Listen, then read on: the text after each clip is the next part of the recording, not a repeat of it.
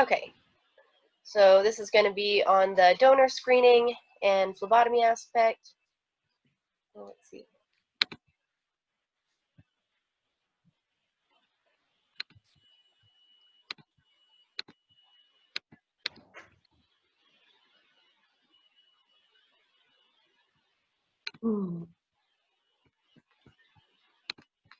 Okay, so donor selection and phlebotomy.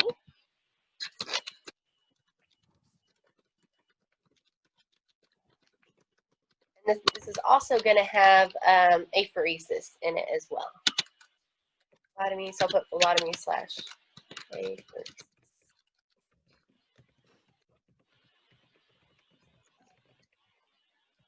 So donor screening, there's 3 major aspects to that. They include a history, like a physical or a like medical history, but some of it's travel and stuff too. So I wouldn't rely solely on medical. And then a physical exam, and then the registration process. Now the registration process includes, and I'll go back and include what the other ones do too, but the registration process includes the name, date of birth, address or contact information,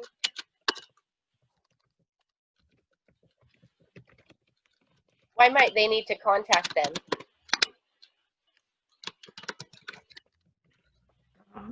Let's see. In case they find something, I guess. Exactly. In case they find something, they want to contact them and let them know. There was a time when I was in high school where they said that donating blood should not be used as like a screening for STDs or anything like that, for like HIV and syphilis. And because they were like, you know, if whatever reason we miss it, but they said that a lot of high schoolers were doing that, using the blood donation process as, you know, their testing tool. Mm-hmm. And then gender and dates of donations. Now your physical exam.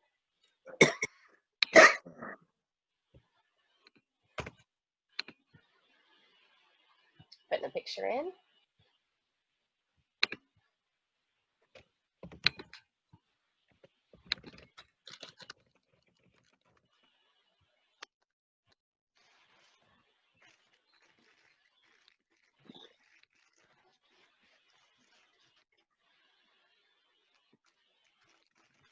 Okay, so the physical exam is like the current medical history, like while they're there. It includes that the person needs to appear in good health. The hemoglobin, that's a big one. So if all the times that I've ever not been able to donate has been because of my hemoglobin. And women need to be over 12.5, equal to or greater than 12.5. And then males need to be 13. And then the hematocrit needs to be greater than 38% in females and 39% in males. So is there a big difference in males versus females? Yes. A big difference? Well, not a big, but a little, I mean. Yeah, there is a difference, but not a huge difference.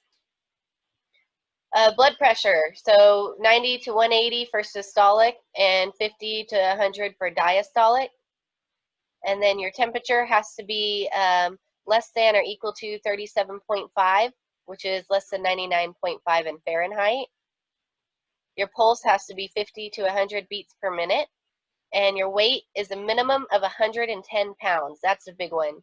And that one's always like super firm. And, you know, I mean, these are all ones that they won't, you know, usually go around. But weight's a big one. Age, conform to applicable state laws or greater than 16 years. And I think that's what it is here, is greater than 16.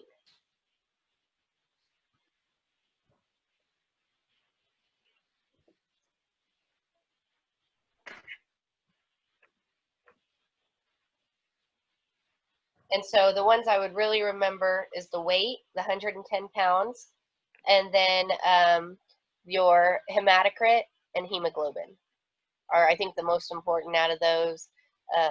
Everything else is just fairly normal. you know, if you had to be asked, okay, what would you not allow someone to donate with? Okay, well, if they had a fever, I wouldn't want them donating. So that's anything over 99.5 or over 100 degrees. Now, the history has two aspects of it. One is to protect the donor, and the other one is to protect the recipient. And then you have two different kinds of deferrals. You can have permanent or temporary deferral.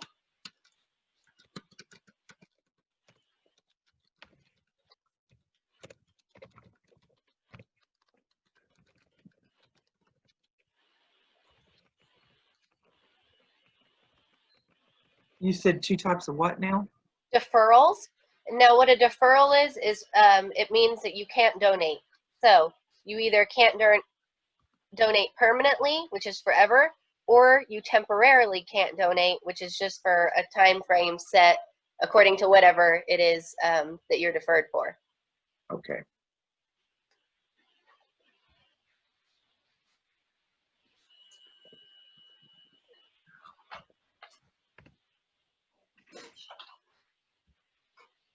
Okay. So deferrals, there's a whole list of them. Let me insert my pictures.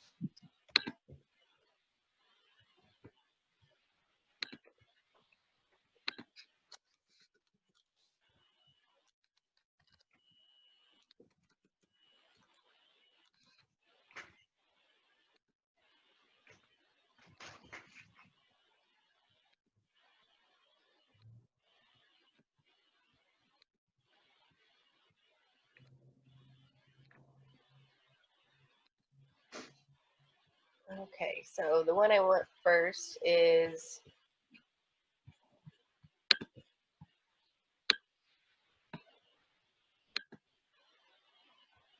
not that one, not that one.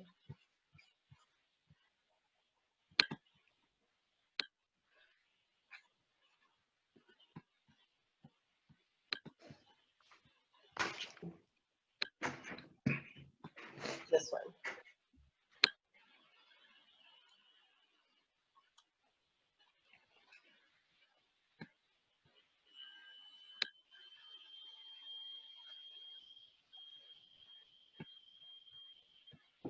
Okay, so conditions for indefinite or permanent deferral. What does indefinite mean? It means never. Yeah, forever. The history of viral hepatitis after the 11th birthday. So if you have had viral hepatitis after the age of 11, confirm positive test for Hep B surface antigen. What does that mean? Means Hep that B. that means that they've had the hepatitis B Yes, virus. I have actually had current Hep B virus. Reactive tests to antibodies to Hep B core on more than one occasion. Present or past clinical or lab evidence of infection with Hep C virus, human T cell lymphotropic virus. What is that? Do y'all know? The human T.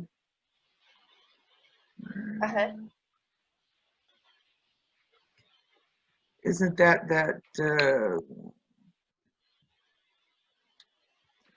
oh shit.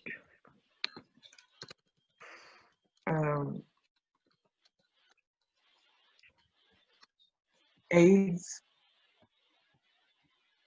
It's HTLV, and it's when a person is infected by the retrovirus, spread by blood transfusion, sexual contact, and sharing needles.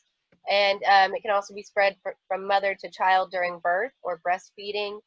So it's a lot like HIV, but it's called HTLV, and usually has a 1 after it, HTLV1. But it's a lot along the lines of HIV. History of babesiosis or Chagas disease. These are both, well, I know Chagas disease is a tropical disease, and I think babesiosis is too. Family history of CJD, What is CJD? I'm looking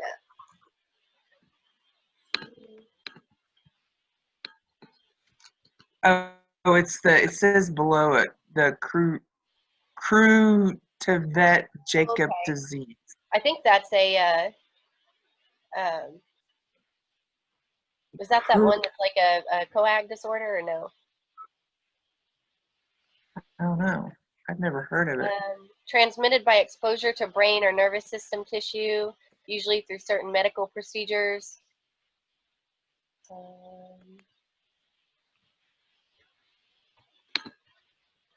Rare neurodegenerative condition. It has severe effects on the brain. It gradually destroys brain cells and causes tiny holes to form in the brain. They experience difficulty controlling body movements, changes in gait and speech, and dementia. Oh, is that cow brain thing? Oh, yeah. I think I remember Kim saying that. That's yeah. Yep, I think that's it. That mad cow disease. There you go. Yeah. And then recipient of dura mater or human pituitary growth hormone, risk of VCJD, which I assume is like the virus for it. Use of a needle to administer non-prescription drugs. What does that mean? Use of a Like needle drug to addict. Yeah, a drug addict. Do you know why?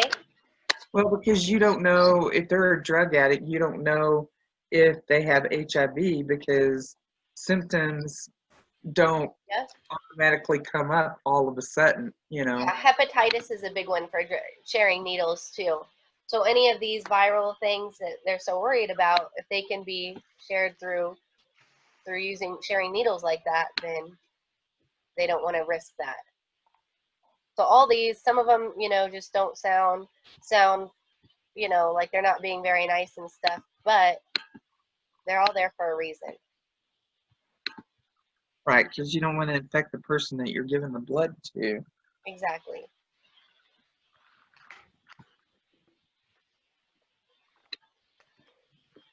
Okay, now temporary deferrals.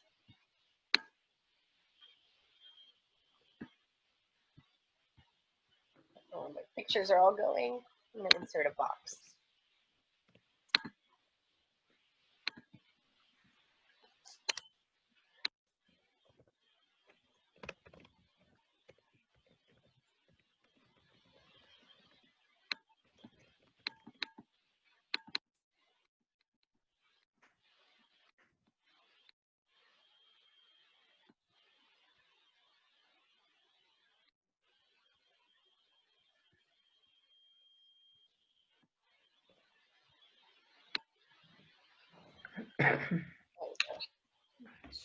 Oh.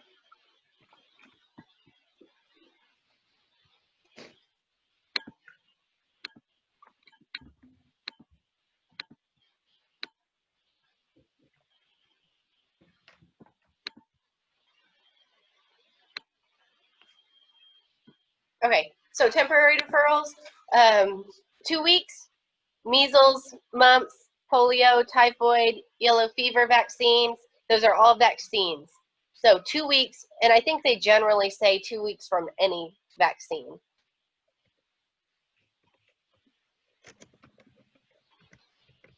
Four weeks from German measles or varicella zoster vaccines. So rubella and chickenpox vaccines, you double that. And if you have trouble remembering that, you can remember your chickenpox is more common.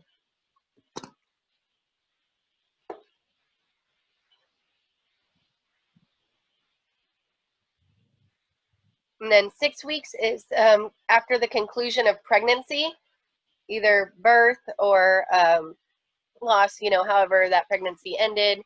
Hopefully by birth, 6 weeks after that, you can donate again. 12 months after tattoos or permanent makeup, unless applied by a state-regulated facility with sterile needles and ink that is not reused. So I've donated blood within days of getting a new tattoo, They just wanted to look at it and see that it's not infected, and they wanted to know where I got it and stuff like that. You know, that I wasn't getting it in someone's garage or basement or something. Yeah, Kim said that the tattoo thing isn't as severe as it used to be. Mm-mm. They used to have stricter rules about it, but it's not as long now.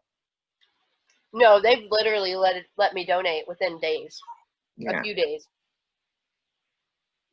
Mucous membrane or skin penetration, exposure to blood. So that can be through work or anything really accidental. Sexual contact with an individual at high risk for HIV. And this is where they get in a lot of trouble with like some groups of people, you know, because they consider certain groups more high risk than others, which maybe not be the case now as it was so much back in the day. Incarceration in a correctional institution for greater than 72 hours. Completion of therapy for syphilis. Transfusion of blood components, human tissue, plasma-derived clotting factor concentrates, or human diploid cell rabies vaccine after an animal bite.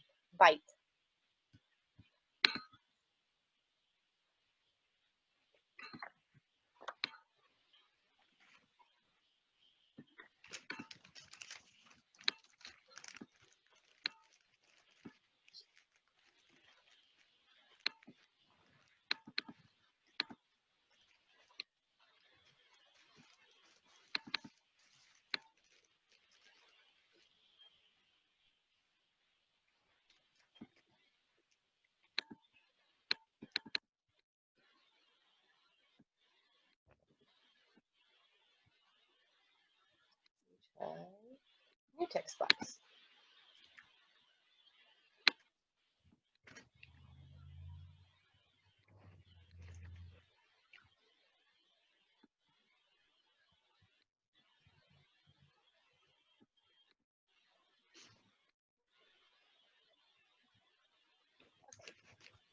Conditions for indefinite or permanent, we went over those. So we got indefinite or permanent deferral, and then we've got temporary deferrals, and now we're going to do medical deferrals.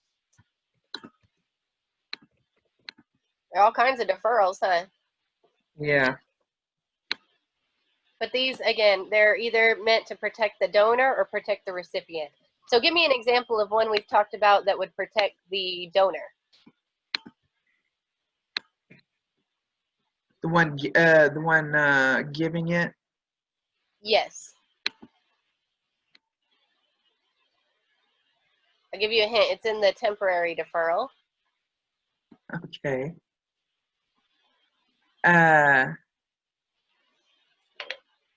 Would it be the use of needles or? Nope, pregnancy. So pregnancy is to help protect like the donor, whereas protect the recipient would be all the, you know, like the avoiding HIV and the viral screens and anything that could cause them harm later. Okay, so medication deferrals. You've got, has she expected y'all to remember any of them? Well, I think the way they have it set up is you have permanent. There's 3 different types. They don't really, I mean, I think we have to know which is permanent. We have to know which is, what was that called? Let me go back. Give me a minute. All right, so give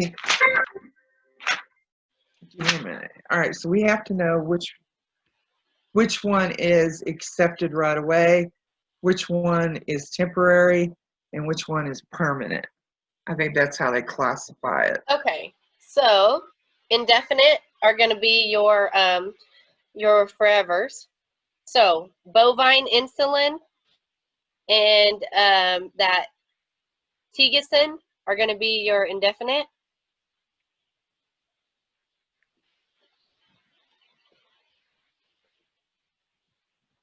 And then aspirin's a good one to remember that it's 2 days after the last dose for platelet donors.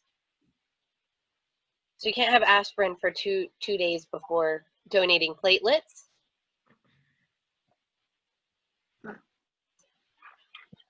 So if you're taking let's say you're taking a medication for like blood pressure, do you have to stop taking that in order to get, or are Uh, you just automatically permanently not able to? It depends on the medication.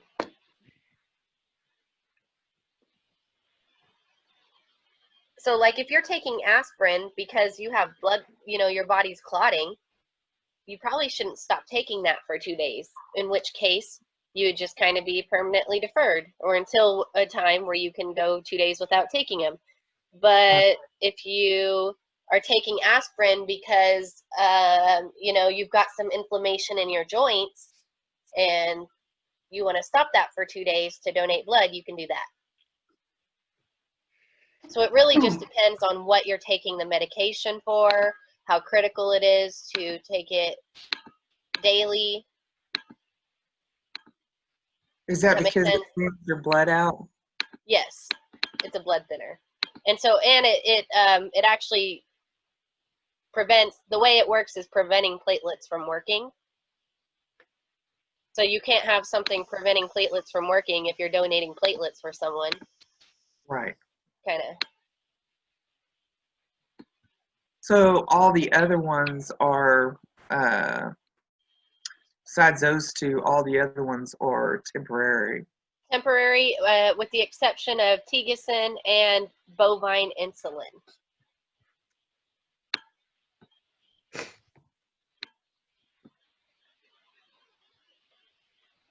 Okay, deferral periods for potential transfusion transmitted infections.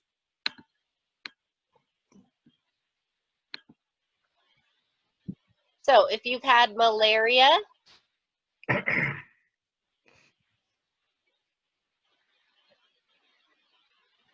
for 3 years, lived in an endemic area for 5 consecutive years, or 3 years since the departure, and then travel to an endemic area, defer for 1 year from departure.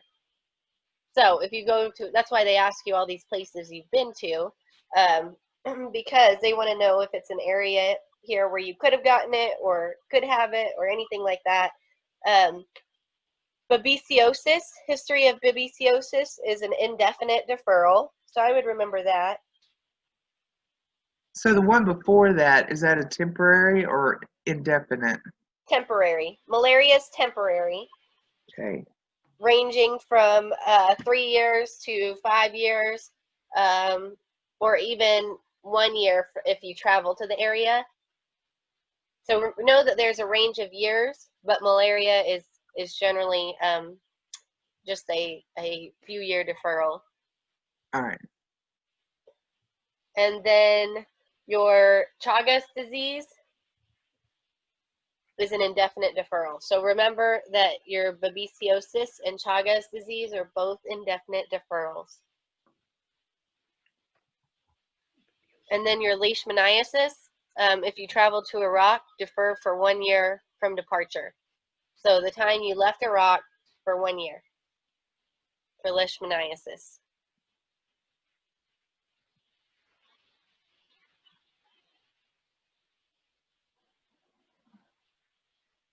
And then your VCJD, if you have received blood transfusion in the United Kingdom from 1980 to the present, or lived in more than 3 months in the United Kingdom from 1980 to 1996, or lived greater than 5 years in Europe from 1980 to the present, are a member of the U.S. military, a civilian military employee, or a dependent of a member of U.S. military from 1980 to 1996. It's a lot, huh? So I would take from that 1980, United Kingdom or military. So 1980 to 96. I think that was in the BOC book somewhere too. It is. It definitely comes up a lot. Right in the beginning. All right. And then CJD, family history of CJD, dura mater transplant, human pituitary-derived growth hormone, indefinite deferral. So we've got that Creutzfeldt Jacob disease, the VCJD is variant Creutzfeldt Jacob disease. It's what? Variant Creutzfeldt Jacob disease. Not quite sure the difference, but that's what it is. Lost my words here. There's physical exam. No. Okay, now they're next to each other. So then we got physical exam, registration process.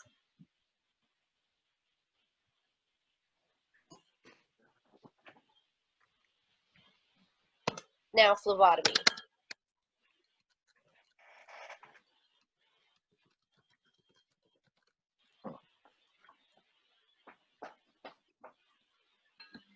Okay, so phlebotomy. You know, I think, you know, everyone generally knows some of the other phlebotomy points, but it needs to be cleaned with 0.7%.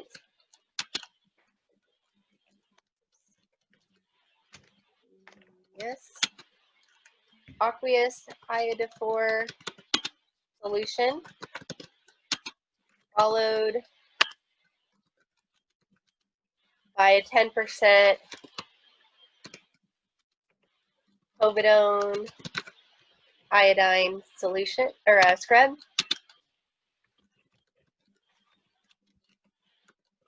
And I know y'all's book says this 0.7% aqueous iodophor solution, but I generally just see the povidone iodine. And that needs to happen for 30 seconds. And then do y'all remember what gauge needle? 16. 16 gauge needle. Is that bigger or smaller than the 21 gauge that's normal? It's bigger. Yeah. Bigger. 'Cause the lower it goes down, the bigger it gets, the higher it goes up, the smaller. Exactly. Okay, now adverse reactions.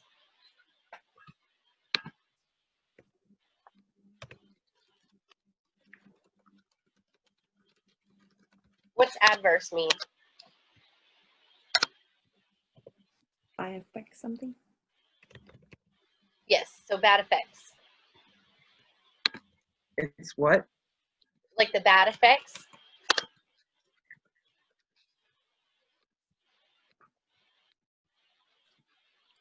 So adverse donor reactions and appropriate treatment.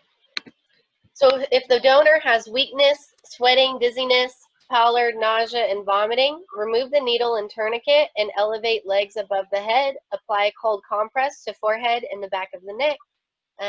Fainting, cold compress on the back of the neck. But what do you do first if someone faints? Make sure they don't fall out of the chair. What do you do before that? Remove your needle. Stop what you're doing. Remove everything first. Remove the needle. Yes, remove the needle first. I know my phlebotomy students have a hard time with that one. They're always like, you catch them. And I'm like, I don't care if they fall. I just don't want them to fall with the needle inside of them. That's true. That's true. Well, I mean, I do care, but, you know, I want the needle out before taking care of them in any other way. Twitching and muscle spasms, have the donor cough. Hematoma, apply pressure for 7 to 10 minutes and then apply ice to the area for 5 minutes.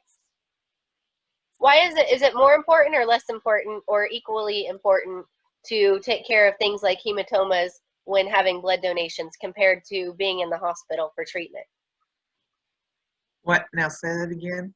Is it more important or less important or equal importance to take care of things like hematomas when someone's donating blood versus being in the hospital and being treated? What is equally important? I think it's equal. In this one case, I would it's think- important. It I should would be the think same care, transfusion would be more but important. it's more important in the blood donation because it can prevent someone from wanting to ever donate again. Oh, okay. So the really, really good phlebotomists are usually employed by the blood centers because if you have a bad experience, you're not going to want to go and give a free donation again. If you're sick, you're still going to go to the hospital again. Convulsions, call for help, prevent donor from falling from the donor chair or injuring himself or herself, and ensure the donor's airway is adequate. Cardiac difficulties, begin cardiopulmonary resuscitations and call for emergency help.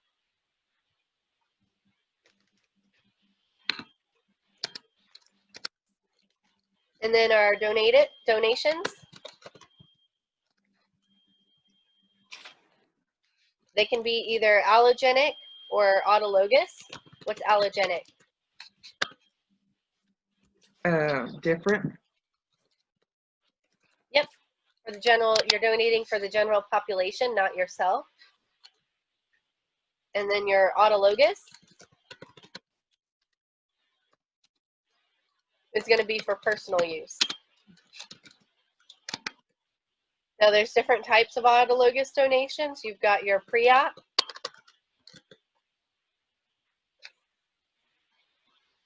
And let me show you some things regarding that one.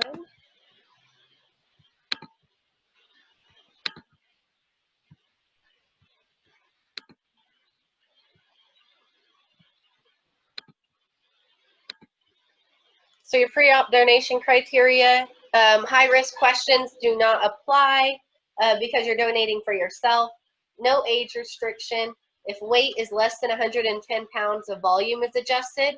So that's the difference. The volume is not adjusted for general donations.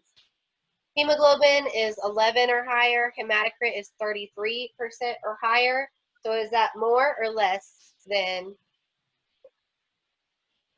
regular donations? What?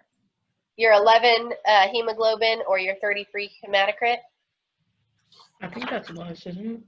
Yeah, not a whole lot less, but it has a little more room for variance. Hematocrit, the difference is 33 and 38, so that one's a little more, but your hemoglobin is 11 instead of like 12 or 13. Can donate up to 72 hours prior to surgery, so that's a very important aspect of the preoperative donation is 72 hours prior to surgery. So if they can donate up to 72 hours prior to surgery, does that mean they can donate within that 72 hours or before that 72 hours? I would say before, or I would say before. Prior means before. Exactly. So before that 72 hours. Then your directed donations, they're directed to specific recipients. So no evidence supports the theory that directed donations are safer than allogenic donations, meaning if you were like, okay, I need donated blood and I'd rather my sister do it than some random person do it. Donors must meet the same criteria as for allogenic donations, and the 56-day interval may be waived with a medical doctor's approval. What page? Can you download that to the page, or is that in our book? It's in your PowerPoint. Oh, that's in our PowerPoint. Okay.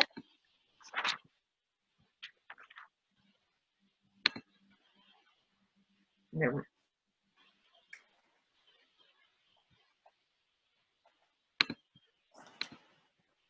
So we've got our pre-op,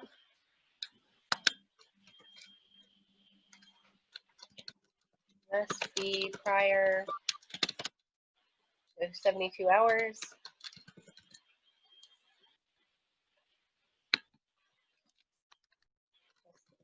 Donate prior to 72 hours.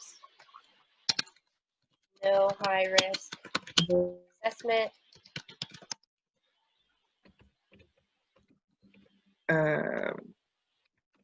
And then directed donations.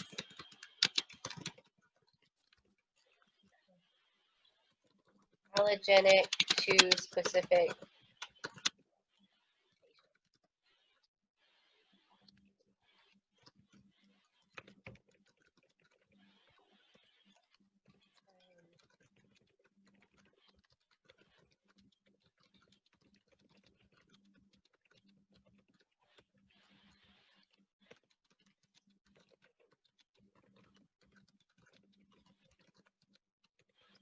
So no scientific evidence has found this to be safer than random allogenic donations.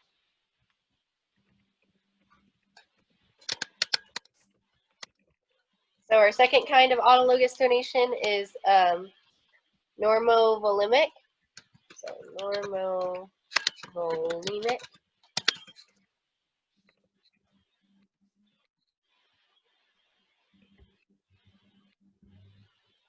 And what that means is they remove blood at the beginning of surgery.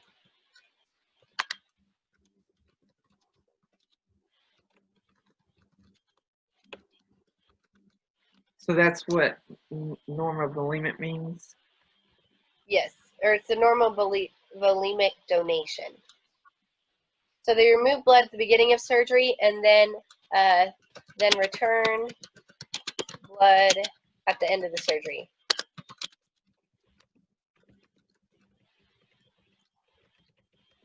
Why? I don't know. Let's find out.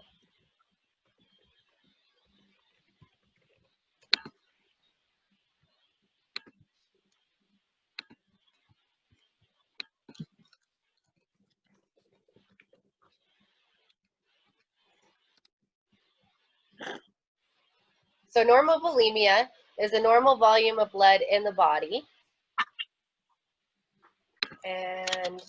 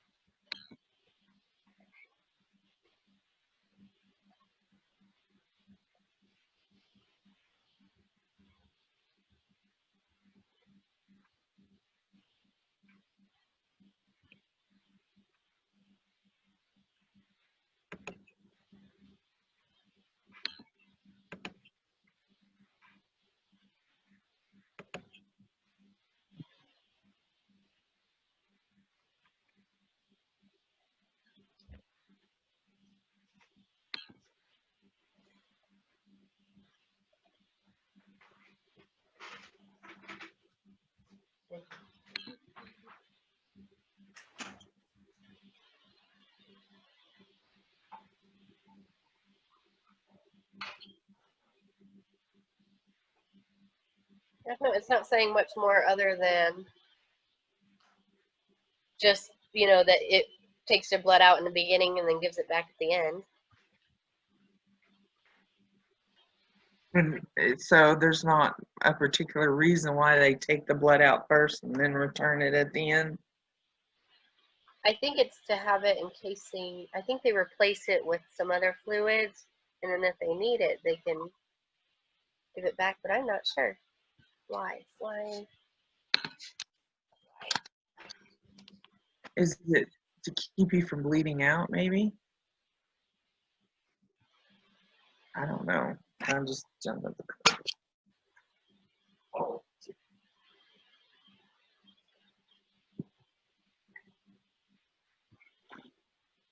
I'm not sure. I'll look it up sometime and see.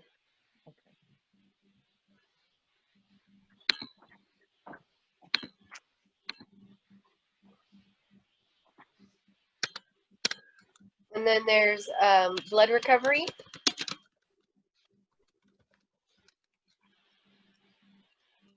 A device will wash, filter, and then concentrate the blood during an operation.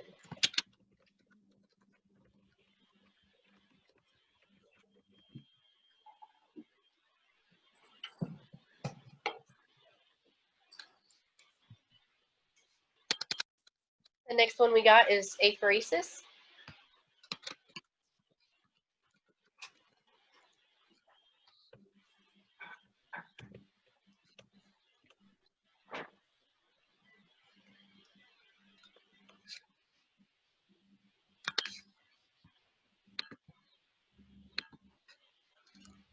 components are separated